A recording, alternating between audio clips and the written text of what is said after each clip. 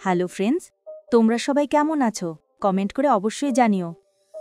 তো put your head on my shoulder ড্রামার ১৩ নম্বর এপিসোডে আমরা দেখি মোমো ইউইনকে দেখে লুকানোর চেষ্টা করে, কিন্তু ততক্ষণে ইউইন মোমোকে দেখে ফেলে এবং তার পাশে এসে বসে।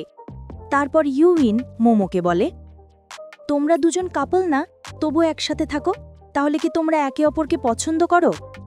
মোমো তাড়াতাড়ি বলে, না না, আমরা শুধু ভালো বন্ধু। মোমোর এই কথা শুনে ইউইন অনেক খুশি হয়ে যায়।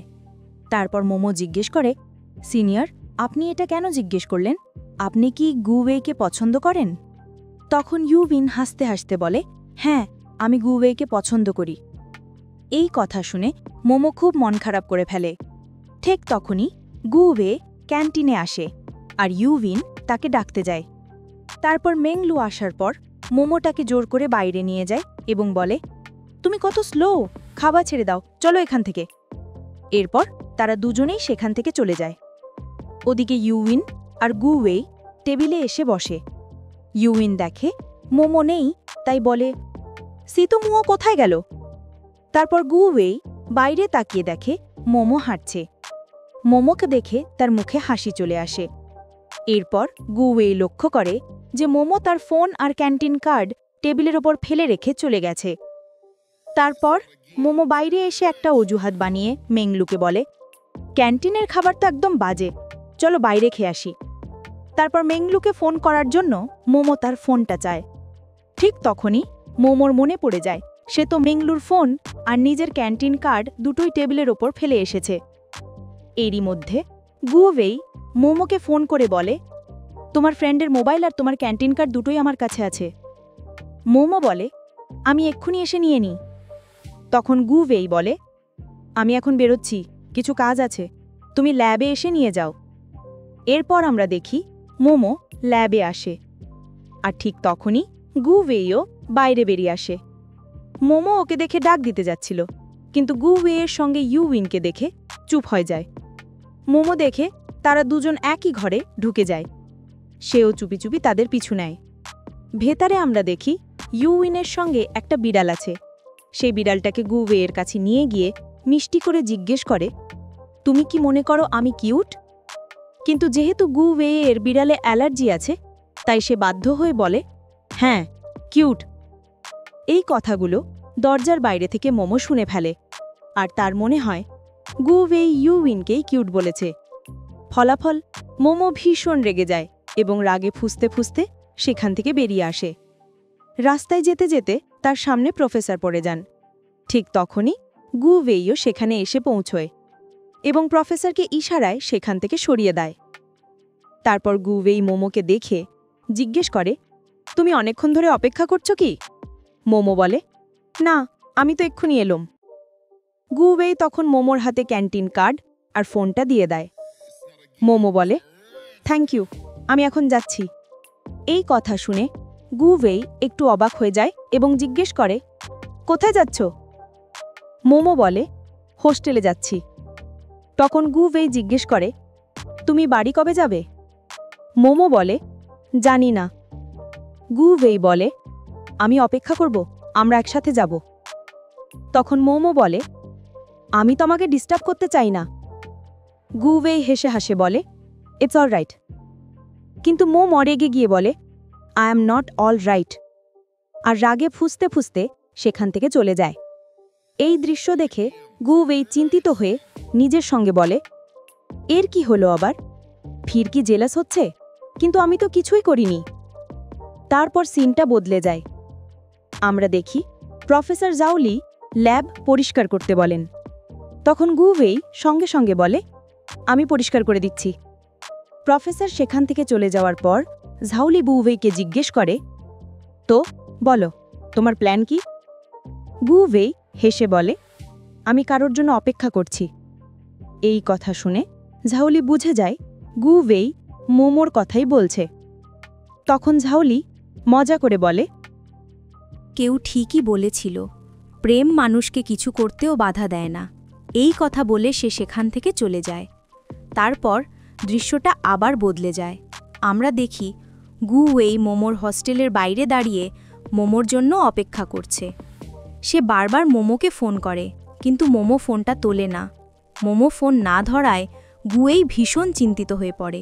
ঠিক তখনই মিসেস জিয়াং সেখানে এসে জিজ্ঞেস করেন, গুয়েই, তুমি এখানে কেন দাঁড়িয়ে আছো? গুয়েই বলে, আমি কারোর জন্য অপেক্ষা করছি। মিসেস জিয়াং বলেন, তাহলে তাকে ফোন করে ডেকে নাও। গুয়েই একটু অসহায়ভাবে বলে, সে তো ফোনই ধরছে না। তারপর গুয়েই দেখে যে ওয়াংসান আর ফুপেই একসাথে আসছে। তখন মিসেস জিয়াং বলে ওঠেন, ওরা দুজন কত সুন্দর একটা কাপল। ছেলেটা প্রতিদিন ওর জন্য অপেক্ষা করে। যখন ওরা বাইরে যায় সব সময় বই সঙ্গে রাখে। ওরা দুজন পড়াশোনাতেও খুব মনোযোগী। আমার ওদের উপর অনেক আশা আছে। এই কথা শুনে গুয়েই একেবারে হতভম্ব হয়ে যায়। ওরা দুজন কাপল? এই কথা মাথায় আসতেই সে আরও অবাক হয়ে যায়। তারপর ফুপেই গুয়েইকে জিজ্ঞেস করে, গুয়েই, তুমি এখানে কি করছো?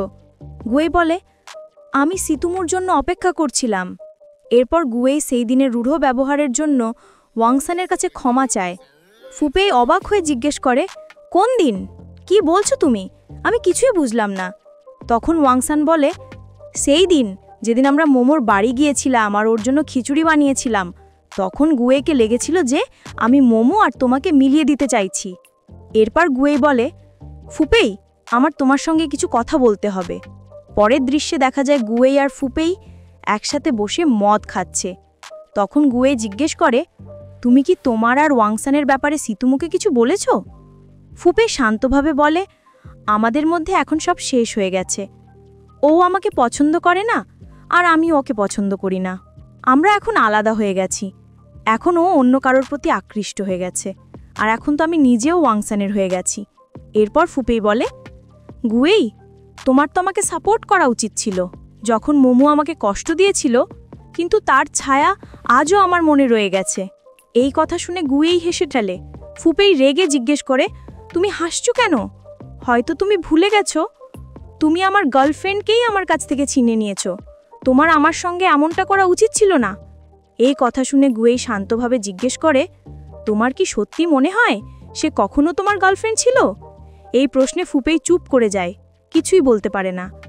তারপর আমরা দেখি মোমো গুয়েইকে ফোন করে জিজ্ঞেস করে, তুমি কি আমাকে ফোন করেছিলে? আমি বাথরুমে ছিলাম আর ফোনটা লিভিং রুমে পড়েছিল। এই কথা শুনে গুয়েই বলে, তুমি বাড়িতে আছো? আমাকে জানাওনি কেন? মোমো রেগে বলে, কেন জানাতাম, এবং বাই বলে ফোন কেটে দেয়। তখন ফুপেই বলে, আরে, ও কি ফোন কেটে দিল? মোমোকে সামলানো তো সত্যি সহজ কাজ নয়। এই কথা শুনে গুয়েই রাগে ফুপেইর দিকে তাকায়। তখন ফুপেই মজা করে বলে, অল রাইট সিতুমো, আমি প্রতিশ্রুতি দিচ্ছি ওকে আর কখনো মোমো বলবো না। এরপর দৃশ্যটা বদলে যায়। আমরা দেখি গুয়েই বাড়ি ফিরছে আর তার মুডও একদম ফুরফুরে। ওদিকে মোমো এখনও গুয়ের সিনিয়রের কারণে রেগে আছে। হঠাৎ দরজার বেল বাজে। মোমো দরজা খুলে দেখে গুয়েই দাঁড়িয়ে আছে। গুয়েই বেল টিপে টিপে মোমোকে ডোরেমনের গান গেয়ে শোনায়। মোমো রেগে গিয়ে ভিতরে ঢুকে নিজের কাজে ব্যস্ত হয়ে যায়। গুয়েই তার সঙ্গে কথা বলার চেষ্টা করে, কিন্তু মোমো ওকে সম্পূর্ণভাবে ইগনোর করে। তারপর গুয়েই জুস প্রজেক্ট নিয়ে একটা আইডিয়া দেয়, যেটা মোমোর খুব ভালো লাগে। গুয়েই মোমোর কাছে গিয়ে তার কাজ দেখছিল, আর মোমো যখন রেগে তাকায় গুয়েই চুপ হয়ে যায়। কিন্তু কিছুক্ষণ পর আবার গুয়েই মোমোর দিকে তাকিয়ে থাকে। মোমো সেটা টের পেয়ে বলে, কি দেখছো? গুয়েই মিষ্টি হেসে বলে, জাদু দেখবে? এরপর সে কমলালেবুর জুস মাইক্রোস্কোপে ঢেলে বলে, এখন দেখো কমলালেবুর জুস 2000 গুণ বড় হয়ে গেছে। গুয়েই যখন মাইক্রোস্কোপে দেখছিল, মোমো শুধু গুয়ের মুখের দিকে তাকিয়ে থাকে।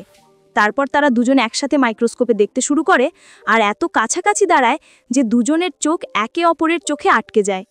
কিন্তু হঠাৎ মোমোর মনে পড়ে যায় ইউইনের সেই কিউট বলা কথা, আর সে হঠাৎ পিছিয়ে যায়। রাগে তার মুখ লাল হয়ে যায়। মোমো বলে, তুমি তোমার রুমে যাও, তুমি আমাকে ডিস্টার্ব করছো। গুয়েই তখন মোমোকে একটা গিফট দেয়, কিন্তু মোমো রেগে বলে, আমাকে এটা চাই না। গুয়েই নিজের ঘরে চলে যাবার পর মোমো গিফটটা খুলে দেখে ভিতরে একটা ডোরেমন মগ। মোমো অবাক হয়ে বলে, আরে, এটা তো স্টকে ছিল না, এটাও কোথা থেকে আনলো? তারপর মোমো খুশিতে উজ্জ্বল হয়ে ওঠে আর হাসতে হাসতে বলে, আই লাভ ইট। এভাবে মোমোর সব রাগ একেবারে পানি হয়ে যায়। এরপর সিনটা বদলে যায়। আমরা দেখি গুয়েই লাইব্রেরিতে বই কিনছে। সেই সময় ওখানে ওয়াংসান আর ফুপেইও আসে। ওয়াংসান গুয়েইকে দেখে তার কাছে গিয়ে বলে, গুয়েই, তুমি এখানে কেন এসেছো?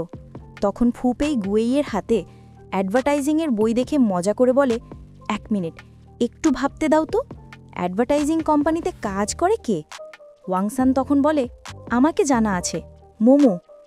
তারপর ওয়াংসান বলে, তোমরা কথা বলো, আমি একটু পরে আসছি।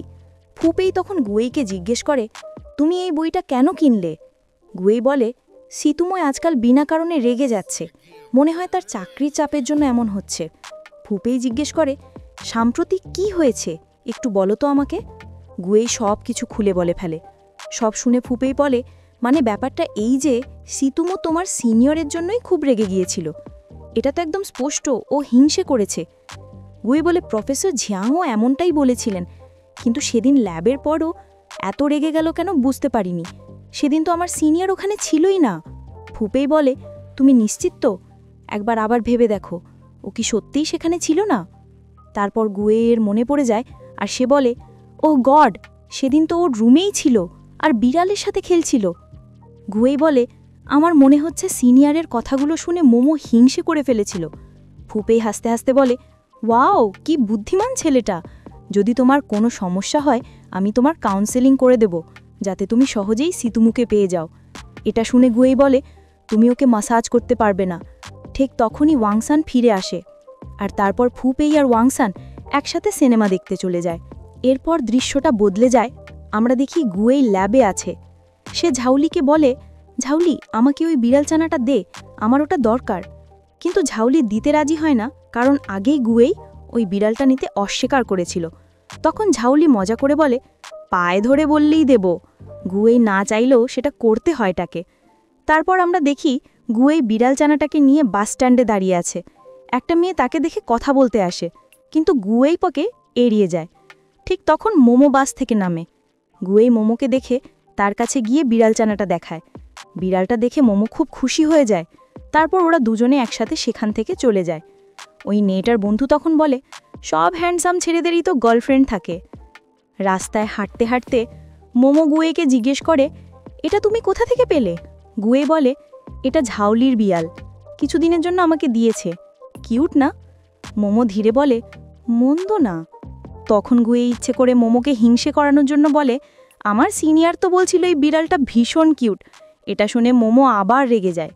লিফটে ফুপে গুয়েকে মেসেজ করে বলে, মোমোর সাথে লেগে থাকো, ও যেখানে যায় তুমি সেখানেই যাও। বাড়িতে ফিরে মোমো নিজের রুমে চলে যায়। গুয়ে সোফায় বসে বিড়ালটার দিকে তাকিয়ে বলে, আমি তোমাকে বাইরে বের করব না, আমার তোমাদের প্রতি অ্যালার্জি আছে। কিন্তু কিছুক্ষণ পর ব্যাগের চেন খুলে আবার বলে, চলো এবার তুমি নিজেই বেরিয়ে আয়। ঠিক তখনই মোমো এসে দেখে গুয়ে কিছু করছে। ও জিজ্ঞেস করে, কি হচ্ছে এখানে? গুয়ে বলে, আমার বিড়ালের প্রতি অ্যালার্জি আছে। এটা শুনে মোমো হেসে বলে, এ তো অনেক বেশি, প্রবলেম তো আছেই, এখন আবার বিড়ালেরও অ্যালার্জি। তারপর মোমো বিড়ালটাকে নিজের রুমে নিয়ে যায় আর তার নাম দেয় সিতু ডিংডং। মোমো অনেকক্ষণ বাইরে না আসায় গুয়েই ফুপেইকে ফোন করে। ওদিকে আমরা দেখি ফুপেই আর ওয়াংসান নিজেদের মুভি ডেট উপভোগ করছে। গুয়েই ফুপেইকে বলে, সিতুমো এখন রুমে আছে, আমি তার কাছে যেতে পারছি না, আর তার সাথে একটা বিড়ালও আছে। ফুপেই বলে, তার রুমে যাও, খাবারের লোভ দেখিয়ে বিড়ালটাকে বাইরে বের করো। তারপর গুয়েই মোমোর রুমে গিয়ে বলে, তুমি আমার সাথে বাইরে চলবে? মোমো বলে, তুমি বাইরে যাও, আমি তোমার সাথে আসবো না, আমি এটার সাথে খেলবো। গুয়েই চলে যায়। কিছুক্ষণ পর সে আবার মোমো রুমের দরজায় নক করে। দরজা খোলার সঙ্গে সঙ্গেই তার বকবকানি শুরু হয়ে যায়। গুয়ে বলে, ঘরে ওর লোম ছড়িয়ে গেছে, তাই ঘরটা পরিষ্কার করতে হবে। মোমো অস্বীকার করে, তাই গুয়ে একাই ঘর পরিষ্কার করতে থাকে। এরপর মোমো বিড়ালটাকে স্নান করানোর জন্য বাথরুমে নিয়ে যায়, কিন্তু কিছুক্ষণ পর বিড়ালের চিৎকার শুনে গুয়েই ছুটে যায় বাথরুমে আর তোয়ালে দিয়ে বিড়ালটাকে জড়িয়ে ধরে। সে মোমোর হাত ধরে জিজ্ঞেস করে, এটা কি হয়েছে? মোমো বলে, মশা কামড়েছিল তাই একটু চুলকিয়ে দিয়েছি। তারপর মোমো বলে, তোমার তো বিড়ালের প্রতি অ্যালার্জি আছে, নেই? তখন আবার গুয়ে হাঁচি কাশি শুরু করে, তার অবস্থা আরও খারাপ হয়ে যায়। আর এখানেই এপিসোড 13 শেষ হয়ে যায়। তাহলে দেখা হবে পরের ভিডিওতে।